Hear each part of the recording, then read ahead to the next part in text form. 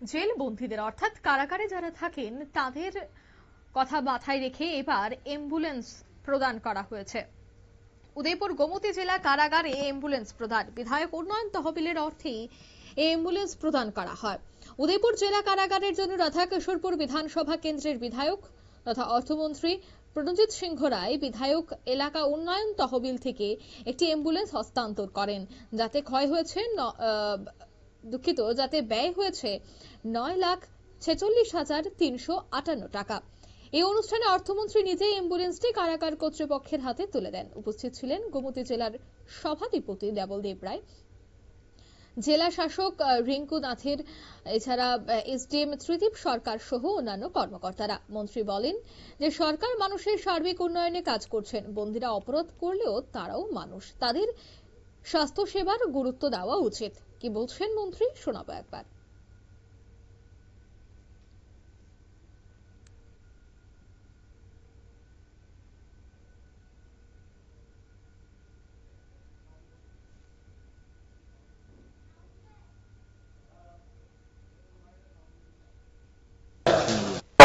স্বাভাবিক, এটা মানুষের ঘর এবং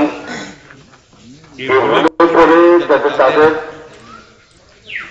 খুব তড়িঘড়ি তাদের চিকিৎসা পরিষেবা দেওয়া যায়, এর জন্য একটা অ্যাম্বুলেন্স যাতে আমাদের ইয়াব ফান্ড থেকে দেওয়ার প্রপোজাল রাখে।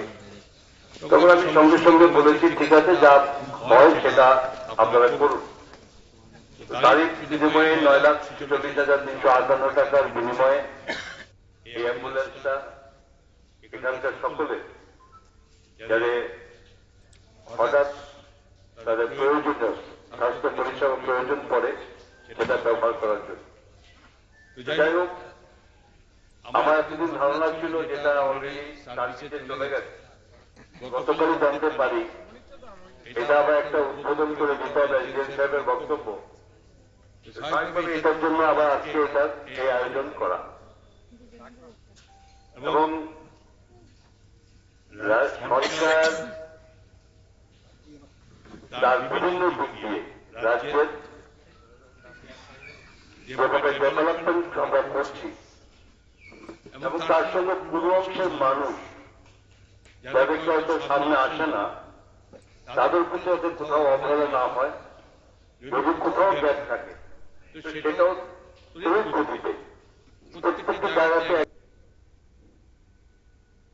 আপনারা শুনলেন মন্ত্রীর বক্তব্য। তিনি বলছেন যে কারাগারে যারা থাকেন বন্দী অবস্থায় তাদের অনেক সময় অসুস্থ হয়ে পড়েন, তাই তাদের সুবিধার্থেও অ্যাম্বুলেন্সের প্রয়োজন।